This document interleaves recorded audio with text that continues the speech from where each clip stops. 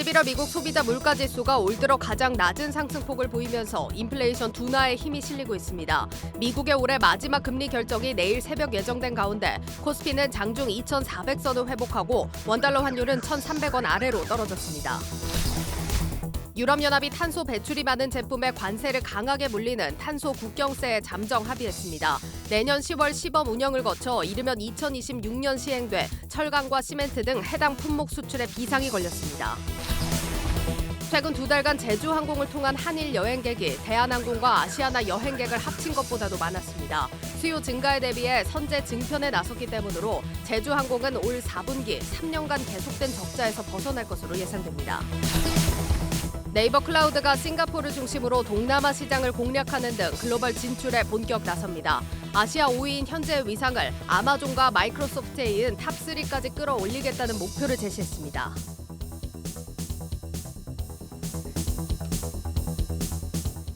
여러분 안녕하십니까? 대한민국 대표 경제 뉴스 뉴스플러스 시작합니다. 증시 프리즘 박찬희 기자 나와 있습니다. 박 기자. 네, 오늘 우리 증시는 한 곱이 넘겼다라고 해석해 볼 수 있습니다. 첫 키워드를 통해서 하나씩 살펴보도록 하겠습니다. 네. 첫 번째 키워드는 CPI입니다.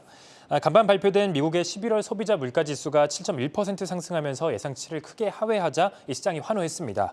미국 증시 3대 지수 상승에 힘입어서 우리 증시도 나란히 강세를 보인 모습입니다. 두 번째는 환율입니다. 인플레이션 우려가 꺾이면서 간밤 달러 인덱스가 1%가량 하락했는데요. 이에 원달러 환율 역시 10원 가까이 내리면서 1,300원 아래로 7거래일 만에 내려왔습니다. 환율이 하락하자 외국인 수급이 살아나는 모습이었습니다. 오늘 외국인은 양시장에서 4천억 원 사들이면서 3거래일 만에 순매수세로 돌아섰습니다. 이런 가운데 우리 증시에서는 게임과 제약 그리고 자동차 같은 개별 이슈에 따라서 주가가 움직이는 개별 장세가 나타났습니다. 네. 이번 CPI도 이제 전월비로 봤더니 0.1% 오르는 수준에 그쳤다. 지난달보다는 이번 달 CPI가 확실하게 좀 물가가 완화가 됐다는 걸 알 수가 있었습니다. 근데 그런데도 코스피 상승률, 코스닥 같은 경우는 그래도 꽤 올라줬지만 코스피 상승률 1%대 초반 수준에 그쳤거든요. 좀 약한 거 아닌가요?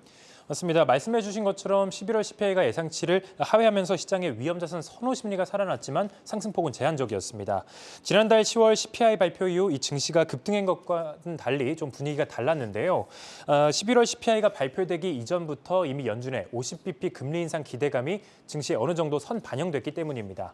우리 시간으로 내일 새벽 3시에 12월 FOMC 결과가 발표되는데요. 금리 인상과 점도표가 함께 공개되기 때문에 최종 금리가 얼마나 올라갈 것인지 시장이 지켜보는 것으로 풀이가 됩니다. 네. 앞서 박 기자가 이제 개별 종목 장세였다 이렇게 설명을 했는데 오늘 그럼 특별히 좀 눈에 띄는 종목이 있었습니까? 맞습니다. 오늘은 찐 수혜 제약주들이 강세를 보였습니다. 찐 수혜 제약주요? 네, 맞습니다. 코로나 백신 제조사로 유명한 이 모더나가 간밤 자사의 mRNA 백신 기술이 암 치료에서 효능을 입증했다는 임상 결과를 발표하면서 20%나 급등했는데요. 이 소식에 오늘 관련주들이 강세를 보인 겁니다. 파미셀은 8% 올랐고 ST팜과 소마젠 등도 5% 오르는 등 관련주가 강세를 보였습니다. 그런데 뭐 이건 알겠는데 네. 찐 수혜 제약주가 무슨 말입니까? 뭐 가짜 수혜 제약주도 있다는 얘기인가요? 네, 맞습니다. 전날 증시가 부진했음에도 불구하고 4종목이 상한가를 기록했는데요. 그중에 3곳이 제약사였습니다. 이들은 중국과 유럽 등에서 의약품 사재기 사태가 발생했다는 소식에 반사이익 기대감이 나오면서 강세를 보인 건데요. 최근 중국과 유럽 당국이 코로나 봉쇄 조치를 완화하면서 확진자 수가 증가세를 보이자 감기약 등 의약품 수요가 크게 증가했기 때문입니다. 제가 직접 팩트를 체크해봤습니다. 네, A사는 의약품 사재기로 인해서 자사 항생제 수요가 증가할 것이다. 이런 기대감이 반영된 것으로 보인다라고 이야기를 했고 B사의 경우 국제영업부에 문의한 결과 일본에 조금 수출한 것이 전부였다. 중국과 유럽에 수출한 것은 없었다라고 답을 했습니다. C사로부터는 중국과 유럽과는 사업적 연관이 없다. 의약품 사재기가 이 테마주로 묶여서 올라간 것 같다라고 답변을 받았습니다. 3사 모두 이 의약품 품귀 사태와 직접적인 연관이 없었다라는 겁니다. 실제로 이날 경보제약과 한국유니콘제약은 하락세로 마감을 했습니다. 박 기자가 직접 전화를 돌려본 결과 이런 네, 반응이었다는 거죠? 예, 맞습니다. 알겠습니다. 옥석 가리기가 좀 필요하겠습니다. 네. 그러면은 이제 찐 수혜 제약주, 오늘 강세를 보인 제약주들은 가짜가 아니라 진짜 모더나랑 관련이 있는 곳이란 얘기인가요? 맞습니다. 파미셀 같은 경우 지난해 이 모더나와 mRNA 코로나19 백신 원료 공급 계약을 맺었고요. 그 ST팜 같은 경우는 mRNA 위탁 개발 생산 사업을 확장하고 있습니다. 그리고 소마젠의 경우 지난 2014년 모더나와 유전체 분석 서비스 계약을 체결한 이후 지금까지 쭉 이어오고 있고요. 마크로젠은 이러한 소마젠의 모기업입니다. 네, 재밌네요. 또 네. 다른 특징주 어떤 게 있습니까?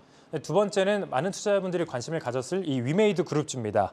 오늘 위메이드가 10% 올랐고 또 위메이드 맥스와 위메이드 플레이 역시 강세를 보이는 등 위메이드 그룹주가 나란히 강세를 보였습니다. 지난주 위믹스 상장 폐지가 돼서 분위기가 많이 안 좋을 텐데요. 지금 뭐 무슨 다른 소식 같은 게 있나 보죠? 네, 먼저 위메이스의 상장 폐지 과정을 한번 되짚어볼 필요가 있겠습니다. 네. 이 위메이드의 양목은 지난달 24일 비썸을 비롯한 국내 4대 암호화폐 거래소가 위믹스의 상장 폐지를 발표하면서부터 시작이 됐습니다.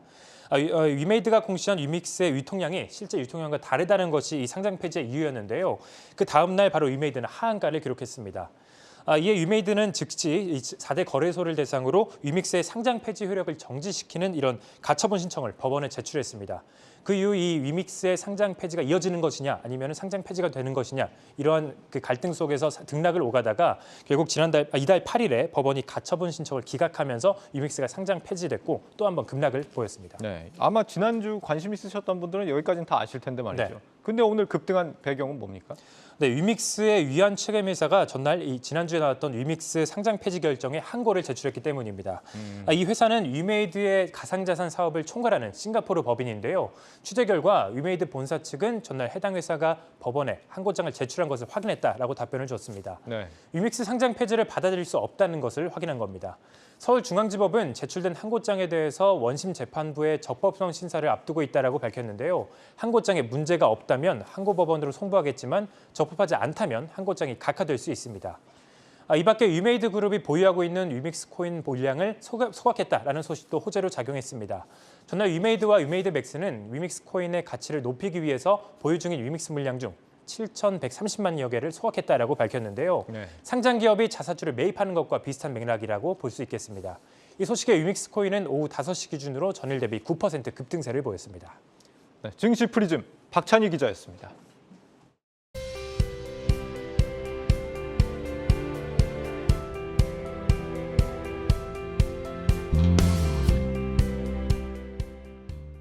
네, 뉴욕 증시는 간밤 기다리던 11월 CPI가 예상보다도 더 잘 나오면서 한 고비를 넘겼습니다. 월가 분석 글로벌 콘텐츠부 오민지 기자와 살펴보겠습니다.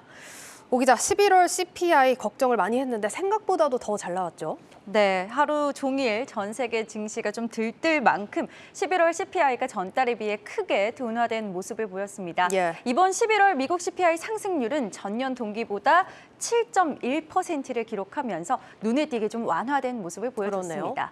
월가에서 예상했던 7.2에서 7.4% 수준보다도 하회한 건데요.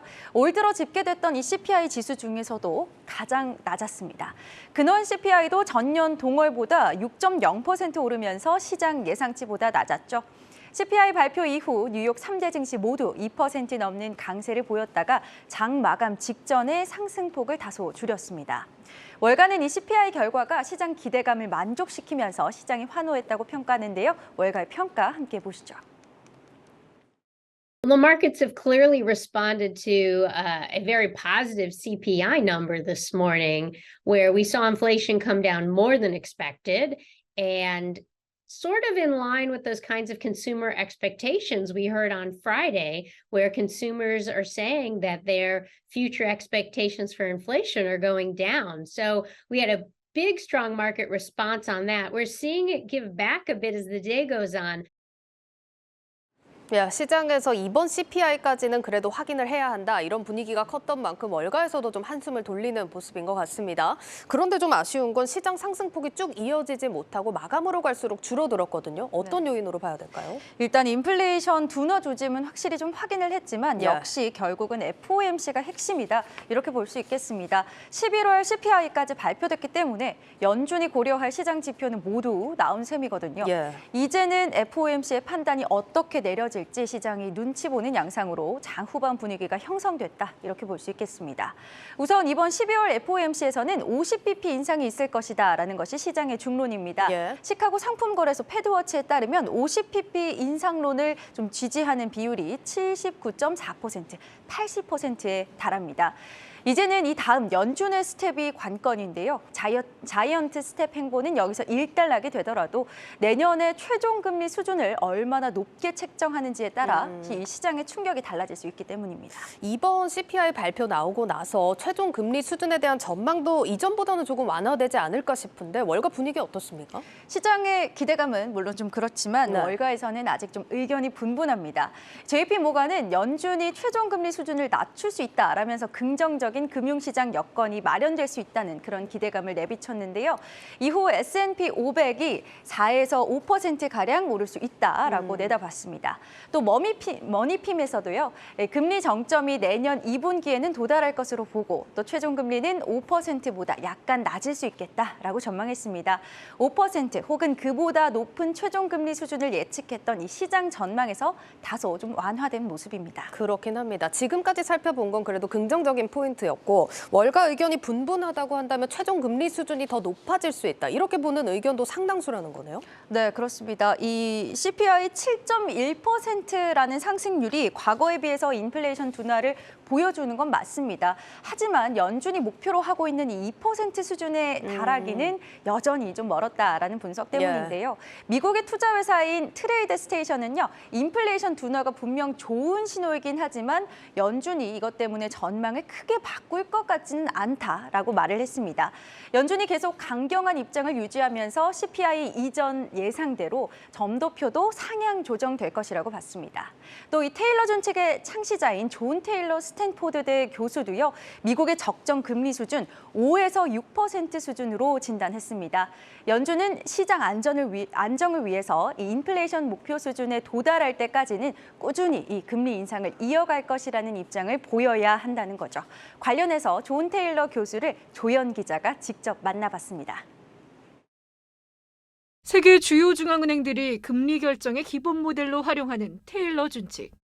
이를 만든 존 테일러 스탠포드대 교수는 현재 미국 적정 금리 수준은 5에서 6% 수준이며 필요하다면 더 높을 수도 있다고 말했습니다. You mentioned the so-called Taylor rule. You plug in the Taylor rule, it says the interest rate should be 5-6%. So I hope they move in that direction. I'm not sure where they will, but that's really the question, and I think it could even be higher. 연준 내 초강경 매파인 제임스 블라드 세인트루이스 연은 총재는 이 준칙에 의거해 최고 7% 금리를 시사했고 미 연준의 수장인 제롬 파월 의장 역시 테일러 준칙을 따르는 인물로 꼽힙니다. 테일러 교수는 이번 FOMC에서 0.5%포인트 금리 인상을 전망하면서도 연준의 정책 변화 움직임으로는 진단하지 않았습니다. 오히려 시장이 기대하는 피봇 가능성을 일축하며 연준이 2% 인플레이션 목표에 이를 때까지 금리 인상은 지속될 것이라 선언을 확실히 할 필요가 있다고 강조했습니다. I've never seen so much attention paid to the Taylor rule because they're so far off, and that's what happens when you're off. If inflation doesn't come down, you got to raise rates, and you got to even raise rates with inflation where it is. But telegraph that. 한편 한국은행의 통화 정책에 대해서는 시기적절하게 움직였다며 금리 결정에 국내 경제 상황과 함께 한미 금리 차를 고려할 필요가 있다고 조언했습니다. Economic factors domestically should be the driving force, and I think that's what Bank of Korea is trying to do. There's exchange rate effects. If they get behind, there'll be exchange rate depreciation in Korea, and that's not something that helps inflation, hurts inflation. 한국경제TV 조연입니다. 네, 지금 정리하면 최종 금리 수준 5%를 기준으로 좀 높낮이를 판단할 것 같은데 지금 본 존 테일러 교수는 6%까지도 투자자들 염두를 해둬야 된다라는 의견이었습니다. 물론 오늘 CPI처럼 사실 연준의 결정도 나와 봐야 아는 거겠지만 예측하기가 사실 쉽지 않거든요. 시장에서 좀 찾아볼 수 있는 힌트는 없을까요? 네, 연준 인사들의 성향을 한번 파악해 보는 것도 하나의 실마리가 될 수 있겠습니다. 네. 보시면 이 연준 인사들의 매파와 또 비둘기파 성향을 기준으로 한번 정리를 해봤는데요. 예. 압도적으로 현재는 매파 성향의 인사들이 많다는 점 그렇네요. 확인하실 수 있겠습니다. 관건은 기준금리 결정을 투표할 수 있는 12명의 인사들입니다. 이 중에 투표권이 있는 인사들만 표시해봤습니다. 여전히 단연 이 매파 쪽 인사들이 많죠. 이 비둘기파로는 브레이너드 부의장 정도만 자리하고 있습니다. 그렇네요. 그러니까 지금 연준이 좀 유례없는 속도로 금리를 이렇게 끌어올린 게 지금 매파 인사들에게 투표권이 많았다라는 점을 좀 배경으로 들어볼 수 있겠네요. 예, 그렇습니다. 이 비둘기파들은요, 이제는 금리 인상의 속도를 늦추는 것이 적절하다 또는 잠시 멈췄다가 인상해도 문제없다 이런 주장이고요. 매파 인사들은 과거 금리 인상과 인하를 반복하면서 최악의 인플레이션을 겪었던 1970년대를 기억해라 라면서 강조를 했습니다. 다만 주목할 점은 내년인 2023년에는 새로운 투표권을 가지게 되는 인사들이 있다라는 점입니다. 이 지역 연은 총재들은 1년씩 돌아가면서 투표권을 행사하는데요. 이 보시면 제임스 블러드 총재는 로리 로건 총재에게, 에스더 조지 총재는 닐 카시카리 총재에게, 또 로레타 메서 총재는 찰스 에반스, 또 수잔 콜린스 총재는 패트릭 카커 총재에게 투표권을 넘겨주게 됩니다. 괄호 안에 각 인사들의 성향이 동시에 나와 있습니다. 2022년에는 매파 인사 3과 중립 인사 1명이 구성되었다면 2023년에는 매파 인사 1명, 또 중립 인사 3명으로 바뀌는 겁니다. 이런 점 역시도 중점적으로 살펴보시면 좋겠습니다. 네, 지금 물론 최종 금리 상황에 대해서는 조금 더 시간을 두고 살펴봐야겠지만 내년에는 투표권이 있는 연준 내부 인사들 성향에 좀 크게 변화가 있을 거라는 점은 명확합니다. 그런 만큼 긍정적으로 좀 생각해봐도 좋을 것 같습니다. 지금까지 오민지 기자였습니다.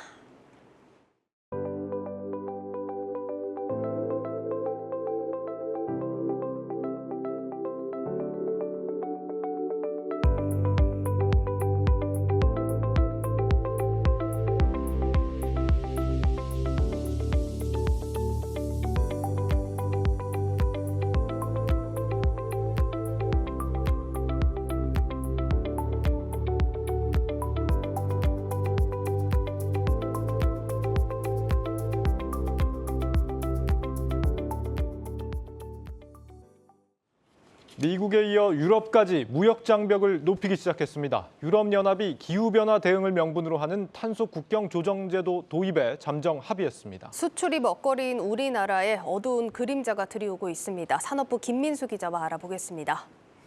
김 기자, 먼저 탄소 국경 조정 제도, 이게 지금 CBAM이라고도 하는데 이게 어떤 내용을 담고 있는 겁니까? 예, 그렇습니다. 이 탄소 국경 조정 제도, 이게 영어 약자로 CBAM, 현지에서는 이 CBAM이라고 부릅니다. 예. 이게 발음이 좀 조심해야 될 필요가 있는데요. 이는 EU가 자체적으로 멋지게 붙인 이름이고요. 쉽게 말해서 관세인 탄소 국경세를 말합니다. 이 탄소 배출 규제가 강한 EU 국가들이 탄소 배출 규제가 약한 나라의 제품을 수입할 때 그 제조 과정에서 생긴 탄소 배출량과 EU의 규제 기준과의 차이만큼 부과하는 일종의 무역 관세입니다. 예.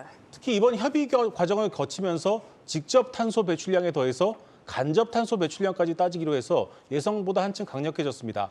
그러니까 EU에 수출하는 여객 국가들은 비용이 좀 더 늘어난 셈입니다.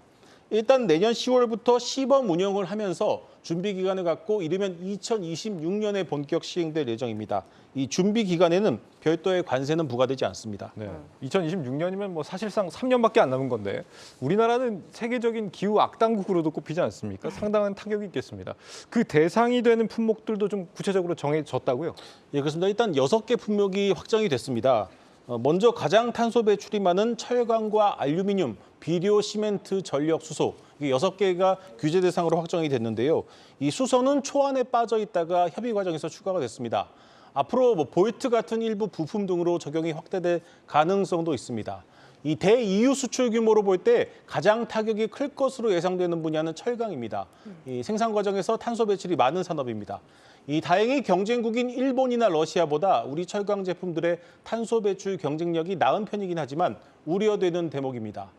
내년 10월부터는 우선 보고만 하면 되지만 본격 시행되면 생산비 증가와 그로 인한 부수적인 행정 비용이 급증할 것으로 예상이 되고 있습니다. 네, 이번 탄소 국경세가 지구를 살리겠다 이런 원대한 포부를 담은 것처럼 보이지만 이게 실상은 자국 우선주의, 그러니까 무역 장벽 높이려고 꺼내든 게 아니냐 하는 비판도 많지 않습니까? 예, 뭐 취지는 별도로 하고 이게 보호무역의 한 사례이기 때문에 예. 뭐 비판을 좀 받고 있습니다. 그럼에도 EU가 이 탄소 국경 조정 제도를 도입하는 것은 크게 두 가지 이유가 있습니다. 첫 번째로 이미 강도 높은 탄소 배출 규제를 견디고 있는 EU 기업들의 가격 경쟁력 회복입니다. 상대적으로 환경 규제 비용이 적은 EU 바깥의 기업들은 그만큼 생산 단가가 낮습니다. 네. 이 형평성을 맞추자는 겁니다. 두 번째는 EU 기업들이 상대적으로 탄소 배출 규제가 낮은 지역으로 생산 시설을 옮기는 것을 막기 위한 겁니다. 이를 탄소 누출이라고 합니다. 하지만 이 두 가지 이유 모두 보호무역에 해당합니다. 특히 강도 높은 비판이 나오는 대목은 이 지구상에서 가장 환경 규제가 강한 EU 국가의 기업들은 이미 수준 높은 친환경 생산 능력을 갖췄다는 점입니다. 그런 이점을 지닌 채로 값싼 노동력이나 기술 등을 토대로 생산 단가를 낮춰서 승부하는 다른 국가들에게 일종의 기술 장벽을 세우는 것 아니냐 이런 해석이 나오고 있습니다. 약간 중국 같은 나라들 견제하는 데 활용이 많이 되겠네요. 그리고 지금 탄소 국경세뿐만 아니라 미국의 인플레 감축법하고 비슷한 법안도 추진이 된다고요? 예, 그렇습니다. 이 부분이 사실 더 걱정되는 부분인데요. 네. 탄소 국경 조정제도보다 이 부분에 대한 우리의 타격이 더 클 것으로 예상이 됩니다. EU가 주요 광물 원자재 공급망을 강화하기 위해서 추진하는 이른바 핵심 원자재법이 대기 중입니다. 이 구체적인 내용은 내년 1분기에 공개될 예정인데 히토류나 리튬 등 전략적인 핵심 원자재를 선정을 하고 이것들의 EU 내 공급망을 강화하겠다는 내용이 담긴 전망입니다. 미국 인플레이션 감축법과 비슷한 취지로 해석이 됩니다. 그래서 유럽판 IRA로 불리고 있는데 사실상 미국의 보호무역에 대응하겠다는 취지로 해석이 됩니다. 표에서 보시는 것처럼 2차 전지 같은 경우에 배터리 산업 같은 경우에는 EU가 자체 내에서 생산하는 비율이 굉장히 적지 않습니까? 예. 그래서 EU는 그동안 이제 IRA가 WTO 규정을 위반하고 있고 유럽 자동차 기업들의 경쟁력을 흔들고 있다고 비판해왔는데 사실상 EU 역시 이에 동참한 걸로 해석이 됩니다. 이 핵심 원자재법으로 인해 이 시행이 되면은 이미 미국에 대규모로 투자한 국내 자동차나 배터리 기업들은 좀 다소 난감한 상황에 놓일 가능성이 높습니다. 최근에 EU 국가 기업 정상들이 국내 기업 총수를 만날 때마다 자국 투자를 요청하는 것도 이 같은 흐름을 좀 반증하고 있습니다. 예, 우리 입장에서는 우리와 연대를 같이 하고 있는 미국과 EU가 모두 지금 무역 장벽을 치면서 동맹국이라는 표현이 무색할 정도로 좀 고통을 받고 있는 상황입니다. 이게 지난 미국 때처럼 받는 거 하나 없이 내주면 좀 곤란한 상황이 될 것 같은데 정부 대응은 어떻습니까? 당시 IRA에 한번 놀랐던 경험 때문인지 나름대로 우리 정부는 좀 발빠른 대응에 나서고 있습니다.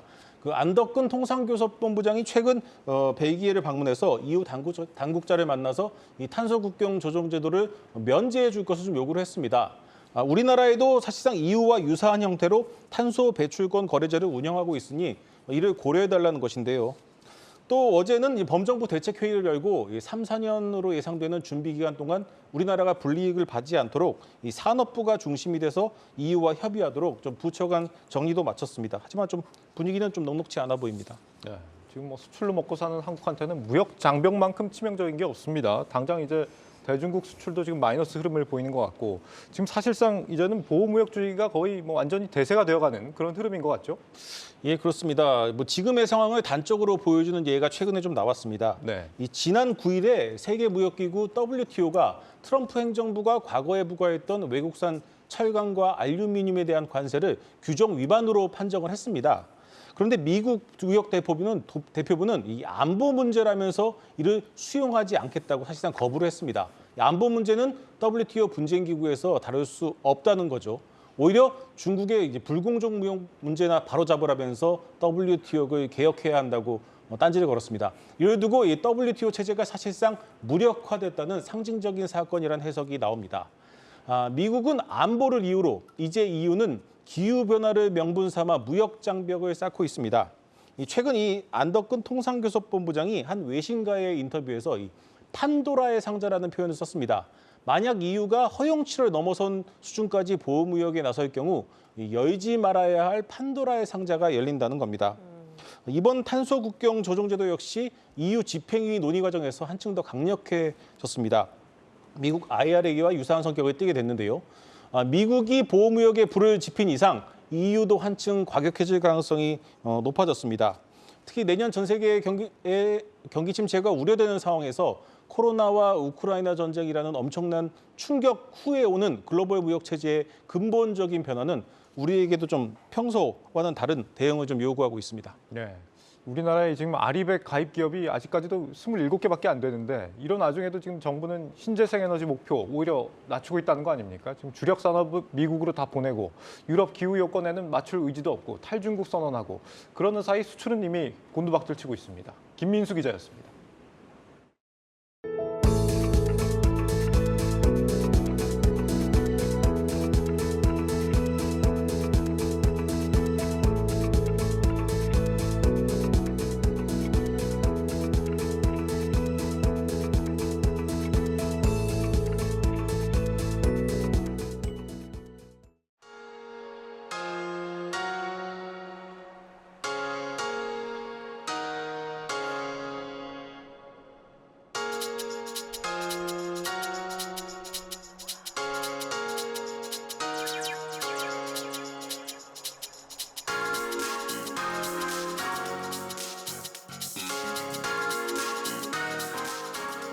(10월 달) (11월) 달에는 아무래도 코로나가 완화됐고 그리고 추가로 날씨도 풀리니까 많이 나가서 드셨잖아요. 근데 12월부터 날씨가 추워지다 보니까 10에서 20% 정도 매출이 올라간 걸로 확인되고 있습니다.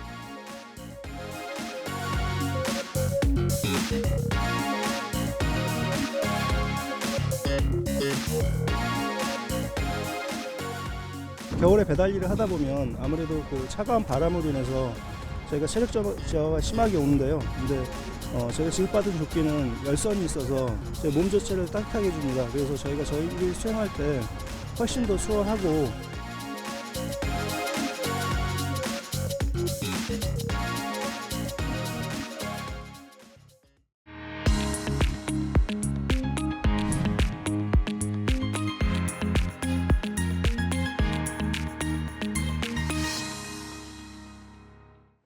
중국의 코로나 방역 조치 완화와 일본 여행 빗장이 풀리면서 제주항공이 날아오르고 있습니다. 증권가에서도 제주항공을 운송업종 최선호주로 선택을 했는데 관련 내용 유통산업부 신선미 기자와 이야기 나눠보도록 하겠습니다. 신 기자, 제주항공이 LCC 중에 가장 먼저 흑자 전환할 거다, 이런 기대감이 나온다고요? 네, 그렇습니다. 증권가에선 제주항공이 일본 여객 실적 회복을 계기로 올해 4분기부터 흑자 전환할 것이다, 이렇게 전망을 좀 내놓고 있는데요. 네. 통상 단거리 노선은 유류비 등이 적게 들어서 중장거리 노선 대비 수익성이 높은 편입니다. 일본 여행 수요 폭발에 제주항공이 올해 4분기 8억 원, 내년 1분기에는 470억 원의 영업이익을 낼 것으로 관측을 하고 있는데요. 네. 예상대로라면 제주항공은 코로나 팬데믹 여파로 이어졌던 14분기째 적자 행진을 비로소 끝내게 됩니다. 14분기째면 정말 긴 시간을 버텨온 건데 이게 일본 여행이 재개되면서 이런 기대감도 나오기 시작한 거잖아요. 실제로는 얼마나 좋아진 겁니까? 네, 개인 무비자 관광 허용 등 일본 정부가 그 여행 규제를 좀 대폭 완화했던 게 10월 11일부터거든요. 벌써 이제 일본 여행길이 풀린 게 2달째에 접어든 겁니다. 그래서 이제 수치를 좀 보다 보면 12월 10일까지 이 제주항공의 한일 노선 수송객은 36만 명에 달합니다. 지금 표를 보시면 진에어나 티웨이항공 등 이 다른 LCC들과도 격차가 큽니다. 그렇네요. 특히 제주항공은요, 대한항공과 아시아나항공을 합친 것보다 이 일본 수송객 수가 많았는데 특히 이 제주항공의 경우 팬데믹 이전인 2019년보다 늘었습니다.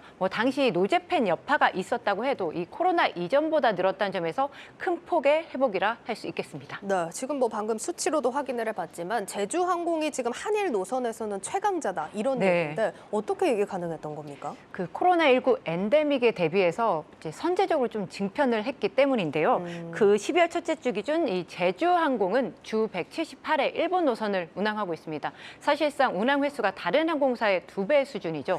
일본 여행 수요 폭발에 지금 증편을 하려고 해도 일본 내 조업 문제로 쉽지 않습니다. 그러니까 다른 항공사들은 증편을 하고 싶어도 지금 할 수가 없는 상황인 거죠. 따라서 선제적으로 증편한 이 제주항공의 전략이 통했다, 이렇게 볼 수 있는 겁니다. 한일 노선에서 제주항공은 일본 항공사보다도 많기 때문에 운항 횟수가 많아서 한국, 일본 그 항공사들 대비 제일 최강자다, 이렇게 볼 수 있는 거죠. 지금 이런 상황에서 중국 정부가 또 내년부터 해외 입국자에 대한 격리를 해제할 수 있다, 이런 얘기도 나오고 있는 상황인데 중국 수요까지 좀 회복이 된다면 제주항공에 대한 기대감이 더 커지겠는데요? 그렇죠. 기업인뿐만 아니라 이제 중국 여행 수요도 이제 좀 더 늘어나지 않겠냐, 이런 예상이 나오기 때문인데요. 증권가에선 이 중국 하늘길이 열리면 제주항공의 실적 개선 속도가 가장 빠를 것이다, 이렇게 분석을 하고 있습니다. 그 12월부터 중국 노선을 주 4회로 확대를 했거든요. 제주항공이. 예. 그러면 일본에 이어 중국 노선도 다른 LCC 대비 높은 겁니다. 그렇다 보니까 또 이제 제주항공의 기대가 올라가고 있는 거고 또 중국 노선은 일본과 달리 운수권을 갖고 있어야만 취항할 수 있거든요. 따라서 여느 노선보다 수익성이 좋다 이렇게 알려져 있습니다. 또 현재 취항하고 있는 중국 노선도 전석이 거의 매진인 상황입니다. 따라서 증편은 곧 수익 확대다 이렇게 이어질 것으로 보는 겁니다. 예, 지금 뭐 이렇게 선제적인 증편 효과도 물론 있었지만 제주항공의 프리미엄 이코노미 좌석이 또 인기를 끌고 있는 것도 네. 실적에 좀 영향을 줬다고 해요. 어떤 겁니까? 객단가가 높은 좌석이다 보니까 수익성 개선에 바로 이제 영향을 주는 거기 때문이거든요. 예. 뭐 항공업계에서는요, 비즈라이트와 같은 이 프리미엄 이코노미 좌석이 평방미터당 수익이 가장 높다 이렇게 평가를 합니다. 이코노미 좌석 대비해선 33%, 비즈니스 좌석 대비해선 6% 높은 수익을 올리는 것으로 분석이 되는데요. 최근 이제 국제선 운항이 되면서 이 제주항공의 프리미엄 이코노미 좌석인 비즈라이트 이용객이 11월 기준으로 해서 누적 5,700여 명 계속해서 늘고 있습니다. 네. 이에 뭐 과거 3에서 5% 수준이던 이 제주항공 부가 매출도 13%대로 높아졌는데 인터뷰 들어보시죠. 물가와 환율 등 외부 변수에 큰 영향을 받는 여객 매출과는 달리 부가 매출의 경우에는 비교적 외부 환경에 영향을 덜 받기에 안정적인 수익 구조 조성이 가능합니다. 제주항공은 사전 주문 기내식 신메뉴 출시, 에어카페 메뉴 확대, 자전거 캐링백 서비스 도입 등 다양한 서비스 확대에 나서고 있습니다. 네, 지금 뭐 업황도 개선되고 제주항공 전략도 통한 만큼 기대감이 더 커지고 있는 상황이긴 합니다. 그런데 한 가지 좀 우려가 되는 건 또 환율입니다. 항공사들 네. 워낙 또 환율에 예민한 만큼 아직까지는 좀 변수 요인이 되겠죠. 네, 10월 한때 이 환율이 1,400원대 중반까지 치솟았거든요. 이게 좀 변수로 좀 작용을 할 것 같습니다. 뭐 항공사들은 항공기 리스 임대료와 유류비를 달러로 계산을 하거든요. 따라서 이제 환율이 높아지면 환차손이 발생합니다. 특히 올 3분기 원달러 환율의 평균이 1,338원으로 치솟았거든요. 1분기, 2분기 때보다도 높습니다. 따라서 LCC들은 이때 매출액이 대부분 두세 배 증가했는데도 영업 손실을 기록했습니다. 근데 다행히 지금 최근 환율이 좀 하락하고 있잖아요. 예. 그래서 남은 기간 안정적으로 유지된다면 제주항공이 4분기에 적자 탈출 가능하다 이런 분석이 나오는 겁니다. 예, 안정적으로 유지가 되길 또 바라봐야 할 것 같습니다. 그리고 제주항공이 최근에 또 유상증자를 진행했는데 이런 부분은 또 변수가 되지 않을까 좀 우려가 되는데요. 네, 제주항공 역시 이 유상증자 계획을 또 발표하고 그 또 신주 상장 예정일까지 거의 한 3개월이었는데요. 주가가 33.47%나 예. 급락했습니다. 하지만 이제 유상증자 자금이 생존이 아닌 전액 시설 투자에 활용이 되면서 악재보다는 중장기적 호재다 이런 분석들이 나오고 있는 건데요. 내년에 들여올 그 새 항공기의 스페어 엔진을 선제적으로 구매했다는 점에서입니다. 제주항공은 또 3분기 말 LCC 중에선 유일하게 자본 잠식이 아니었고요. 유상증자로 자본 리스크 또한 가장 낮다는 점도 중장기적 호재로 분석하는 이유입니다. 예, 그리고 마지막으로 제주항공이 지난 2018년이었습니다. 미국 보잉사와 또 40대 정도 규모의 또 구매 계약을 체결한 바 네. 있는데 이게 내년부터 교체에 돌입을 한다고요? 네, 그렇습니다. 우선 이제 내년 2대는 무조건 도입을 한다라는 계획이고 네. 2대 플러스 알파 개념입니다. 그래서 이제 순차적으로 도입이 되는데 새 기단은 운항 거리가 1,000km 이상 길어서 중앙아시아 그리고 인도네시아 등으로 신규 노선을 확장을 할 수 있습니다. 또 기존 제주항공이 보유한 항공기가 이 새 항공기의 부품이 90% 유사합니다. 그러면 당연히 관리, 설비 뭐 이런 쪽에서 용이한 거죠. 예. 또 15% 이상 연료 절감에 좌석당 운항 비용도 12% 줄일 수 있어서 수익성이 개선될 것이다. 이런 평가가 나옵니다. 이에 이제 제주항공은 고효율을 통한 저비용 사업 구조를 공고히 해서 저렴한 금액으로 항공 서비스 제공. 그래서 코로나 이후 여행 수요를 선점하겠다. 이런 전략입니다. 예, 여기까지 듣도록 하겠습니다. 유통산업부 신선미 기자였습니다.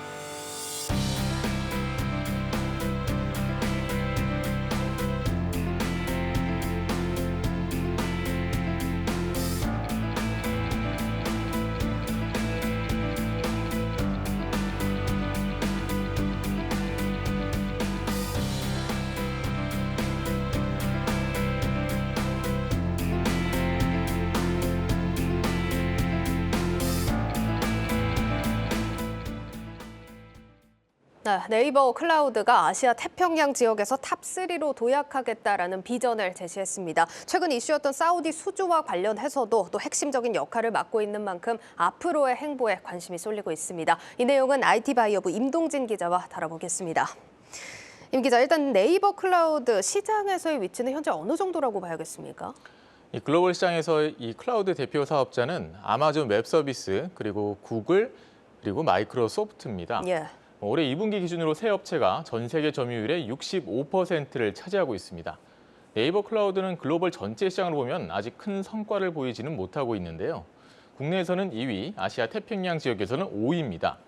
그래도 지난 2017년만 하더라도 네이버 클라우드의 서비스 수는 22개, 이용 계정은 10,000개에 불과했지만 예. 현재 서비스는 218개로 계정은 42만 개로 대폭 성장했습니다. 지금 이런 글로벌 확장 전략 동남아부터 좀 공략에 나선다고요? 네, 이미 네이버 클라우드는 글로벌 공략을 위한 기반을 마련을 해놨습니다. 예. 현재 국내를 비롯해서 미국, 독일, 또 일본, 싱가포르 등 전 세계 10개 지역 23개 데이터 센터를 운영 중입니다. 이번 박원기 대표의 발표에 따르면 싱가포르를 중심으로 동남아 시장을 본격적으로 공략할 계획입니다. 지난달 네이버 클라우드는 싱가포르 최대 규모 통신사죠 스타허브와 업무 계약을 체결했는데요. 동남아 기업과 정부 기관에 네이버 클라우드의 5G 기반 초저지연 서비스를 제공할 예정입니다.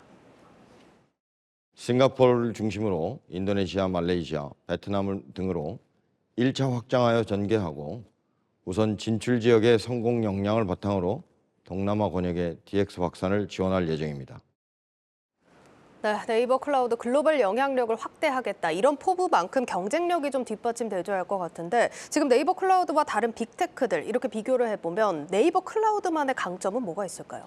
네, 오늘 박원기 대표가 강조한 건 소버린 클라우드입니다. 이 소버린이란 말은 이 국가나 통치자 또 자주적 또 예. 독립적 이런 의미를 담고 있는데요. 현지 데이터 센터를 두고 해당 국가의 데이터 저장 요건이나 정보 수집 등에 관한 법률을 준수하는 것이 핵심입니다. 기업들은 데이터 관리와 소프트웨어 운영에 대한 완전한 제어권을 갖습니다. 빅테크들이 글로벌 스탠다드 정책을 고수하는 것과는 달리 이 현지 맞춤 전략을 펼치는 건데요. 네이버 클라우드의 정책이기도 합니다. 최근 유럽 국가를 중심으로 각 국가들이 데이터 주권을 강조하고 있어서 소버린 클라우드에 대한 관심이 높아지고 있는데요.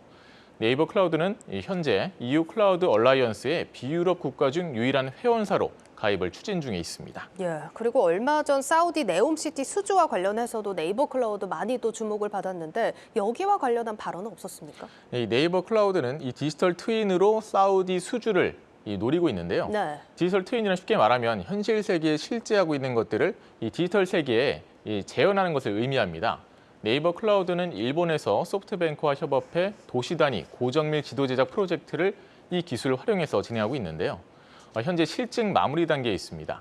일본에서는 이 성공사를 기반으로 사우디를 비롯해 더 많은 국가에서 프로젝트를 진행할 수 있을 것으로 기대하고 있습니다. 네, 사실 네이버에서 클라우드의 비중이 사실 아직까지는 크지 않은 걸로 알고 있는데 앞으로 점차 확대가 되겠죠. 네, 지난 3분기 실적 발표에서 이 네이버 이 클라우드 분야의 매출 한번 보겠습니다. 전체 매출이 2조 570억 원이었습니다. 이 중 클라우드와 웍스, 클로바 등 기타 조직 매출의 합은 948억 원에 불과했는데요. 아직은 이 5%도 채 안 되는 비중입니다. 네이버는 사업 효율성을 높이고 글로벌 확장의 속도를 내기 위해 클라우드와 인공지능 분야를 포함한 이 개별 B2B 사업군을 통합하는 조직 개편을 당장 내년 초부터 시행할 예정인데요. 현재 글로벌 경기 침체로 광고 시장이 위축되고 있는 만큼 이 네이버 클라우드를 중요한 성장 축으로 키우겠다는 것이 네이버의 전략인 셈입니다. 또한 네이버의 핀테크, 헬스케어, 웍스와 인공지능 분야 등이 모두 클라우드를 기반으로 하고 있는 만큼 네이버 클라우드의 글로벌 영역 확장은 곧 각종 서비스의 해외 진출에 가교가 될 수도 있습니다. 네, 지금 네이버 클라우드를 중요한 성장 축으로 키우겠다. 이 말은 클라우드 시장의 성장성이 여전히 높다. 이런 말로 좀 해석을 해도 되겠죠. 네, 이 IT 시장 조사 기업 가트너에 따르면요. 전 세계 이 클라우드 시장 규모는 2022년 4,820억 달러에서 2025년 8,375억 달러로 연평균 20% 성장이 전망되고 있습니다. 또 글로벌 빅테크들의 실적을 봐도 클라우드 시장이 긍정적이라는 걸 확인할 수 있는데요. 아마존의 지난 3분기 전체 매출액은 전년 동기 대비 15% 늘었는데 이 아마존 웹 서비스 매출은 27% 증가했습니다. 오라클의 경우에도 같은 기간 클라우드 관련 매출액이 40%나 증가하는 모습을 보였습니다. 네, 이렇게 네이버 클라우드의 글로벌 성장 전략 정리해봤습니다. IT 바이오부 임동진 기자였습니다.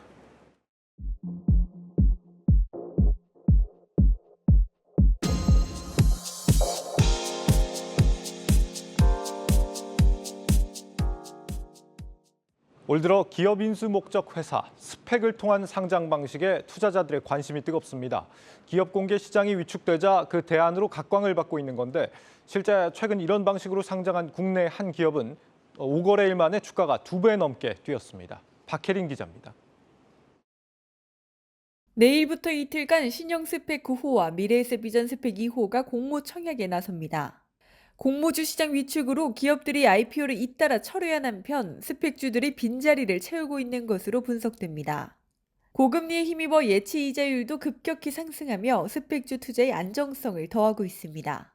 상장 후 3년 안에 합병하지 못하고 해산할 경우 주주에게 원금에 더해 3년치 이자를 제공하는데 2% 안팎이었던 이자율은 최근 금리 인상과 맞물려 4에서 5% 수준을 기록하고 있습니다. 스펙 합병으로 상장한 기업들의 주가도 시장의 이목을 집중시키고 있습니다. 지난 8일 유안타 제7호 스펙과 합병해 코스닥에 상장한 핑거스토리는 5거래일 만에 주가가 2배 이상 올랐습니다. 투자자들의 관심이 합병 성공률이 높은 주관사로 옮겨가는 가운데 2017년부터 현재까지 성공률이 가장 높은 곳은 NH투자증권이 차지했습니다.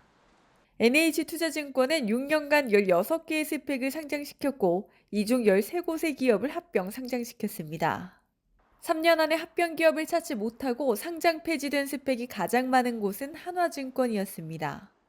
핑거스토리 이후 합병 기업의 상장 직후 주가에도 관심이 쏠리는 가운데 이달 23일 신스틸과 28일 옵티코어가 스펙을 통해 코스닥 시장에 입성할 예정입니다. 한국경제TV 박혜린입니다. 미국 증시에 상장한 천연자원과 인프라 ETF를 공개거래 파트너십, PTP 상품이라고 부릅니다. 당장 다음 달부터 미국에 살지 않는 사람이 이런 PTP 종목을 매도하면 세금이 부과됩니다. 국내에서 운영되는 이 원자재 ETN 상품들이 그 반사 이익을 거둘 것으로 기대됩니다. 문영민 기자가 보도합니다. 미국 정부가 내년 1월 1일부터 PTP 투자 상품을 매도하는 외국인 투자자에 세금을 부과합니다.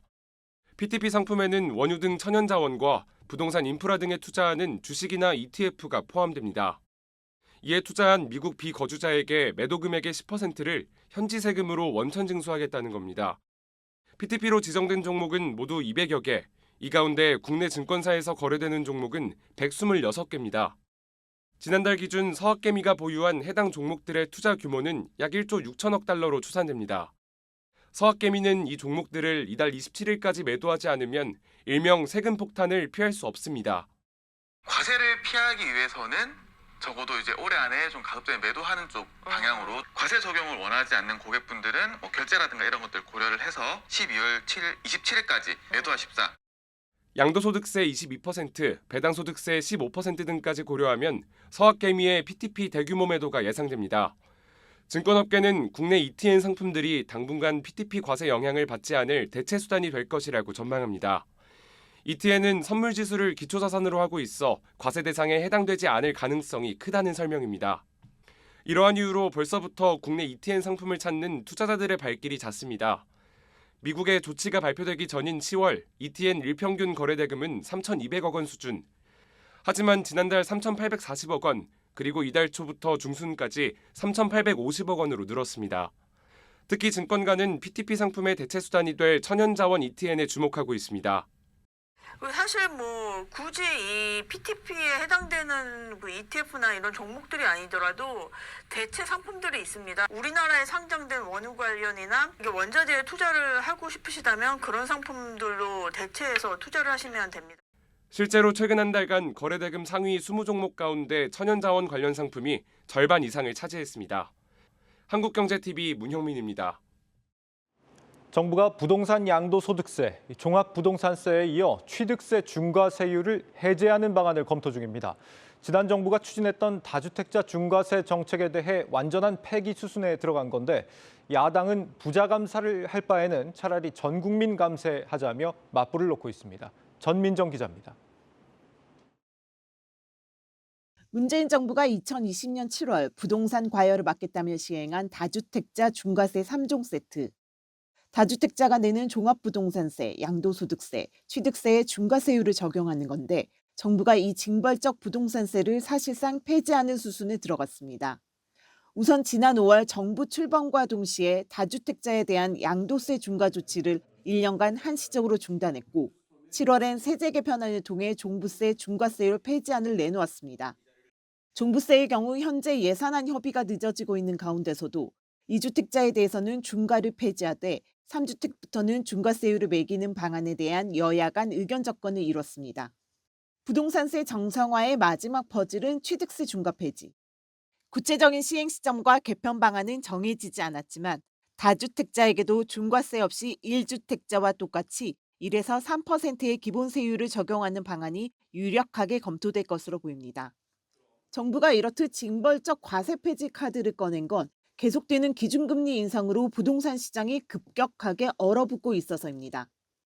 3주택에 대해서는 취득세가 최고 12%까지 부과되고 있습니다. 다주택자가 부동산을 또 사줘야만 그렇게 올라가는 거다. 그래서 이 부동산이 만약에 더 큰 폭으로 하락한다 그러면 우리나라 경제에 큰 영향을 주기 때문에 정부가 부동산과 관련된 세제를 완화하고 같은 맥락에서 정부는 법인세 인하에도 강공 드라이브를 걸고 있습니다. 고금리 고물가의 수출 부진까지 겹친 복합 위기 상황에서 세계 최고 수준의 법인세율이 기업들의 성장과 투자 그리고 탈중국 현상 속 글로벌 기업 유치까지 가로막을 수 있다는 판단에서입니다. 하지만 더불어민주당은 법인세 최고세율을 22%로 낮추는 정부안에 전면 반대하면서 중소중견기업 법인세율을 10%로 내리는 국민 감세안을 통과시키겠다며 맞불을 놓고 있는 상황. 수출 산업들은 다 연결돼 있거든요. 대기업하고 다. 그러니까 대기업은 아니고 중소중기업만 해서 우리 국가 경쟁력을 올릴 수 있냐 이 말이죠. 법인세 구간을 줄여서 국제 기준에 맞게 좀 단순하겠다는 취지가 있는데 그런 취지가 살려지지 않는 거죠. 내년도 예산안 최종 처리 시한 전날인 오늘까지도 여야가 벼랑 끝 대치를 이어가면서 야당이 자체적으로 마련한 감세안이 국회를 통과하는 초유의 사태가 벌어질 가능성도 커지고 있습니다. 한국경제TV 전민정입니다. 중국이 내년 일상 회복과 함께 5%가 넘는 경제 성장률을 보일 것이라는 전망이 잇따라 나왔습니다. 모건 스탠리는 중국의 내년도 경제 성장률 전망치를 기존 5.0%에서 5.4%로 올렸습니다. 내년 1분기 말까지 중국 내 이동량과 경제 활동이 올해 6, 7월 수준으로 회복될 것이라는 전망입니다. 중국 국무원 싱크탱크인 사회과학원도 내년 경제 성장률을 5.1%로 전망했습니다. 글로벌 경제 악화가 중국의 대외무역 수출에 큰 압박으로 작용하겠지만 방역 완화로 국내 소비가 늘어나기 때문이라는 분석입니다. 블룸버그에 따르면 시장의 내년 중국 성장률 평균 전망치는 4.8% 수준입니다. 금융감독원이 위기관리 전담부서인 금융시장 안정국을 신설하고 부서장 70%를 재배치했습니다. 금감원은 오늘 금융시장 안정을 위한 대응체계 구축을 골자로 조직 개편을 실시했다며 이같이 밝혔습니다. 신설된 금융시장 안정국은 환율 급등락이나 금리 상승 같은 금융시장과 시스템 관련 현안을 분석하고 체계적으로 위험 관리를 하는 업무를 맡습니다. 금감원은 또 민생 침해 범죄에 대응하는 민생금융국과 주식 리딩방 조사 전담팀을 신설하고 사무운용사 특별검사단을 보강했습니다. 국내에서 총수가 있는 대기업 집단 가운데 지주회사 체제로 전환한 곳이 절반에 달하는 것으로 조사됐습니다. 공정거래위원회가 발표한 올해 지주회사 소유 출자 현황 및 수익 구조 분석 결과에 따르면 9월 말 기준 지주회사 체제로 전환한 총수가 있는 대기업 집단은 29개로 전체 66개 대기업 집단의 44%에 달했습니다. 지주회사 체제는 소유 구조가 단순해 계열사들에 대한 경영 감시가 쉽고 사업 부문 간 위험 전이를 방지할 수 있다는 장점이 있어 정부가 이들 전환 기업에 과세 특례를 부여해 왔습니다. 하지만 공정위는 최근 이들 지주회사가 규제를 우회하는 꼼수가 나타나고 있다고 지적했습니다. LG와 SK, 두산, 동원 등 9개 기업 집단 지주회사가 9개 계열사를 거쳐 국내 계열사로 출자를 하는 방식으로 수직 출자 외 금지 규정을 회피했고 총수 일가가 지주체제 바깥의 계열사를 통해 지주회사에 영향력을 행사하는 경우도 있었습니다. 공정위는 지주회사 소유출자와 수익구조 현황을 계속 공개해 제도 개선에 활용하고 제도를 악용한 편법적 지배력 확대, 지주 집단에서의 부당 내부 거래 및 사익 편취 행위 발생 여부 등을 지속 모니터링하겠다고 밝혔습니다. 내년 3월부터 배기량 1,600cc 미만 소형 자동차로 새로 등록할 때는 채권을 의무적으로 사지 않아도 됩니다. 행정안전부는 내년부터 이런 내용을 담은 지역개발 채권 및 도시철도 채권 개선 방안을 시행한다고 밝혔습니다.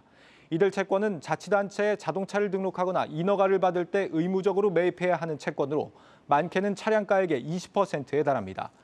정부는 이번 제도 개선으로 해마다 76만 명의 자동차 구매자가 800억 원가량의 혜택을 받게 될 것으로 예상했습니다.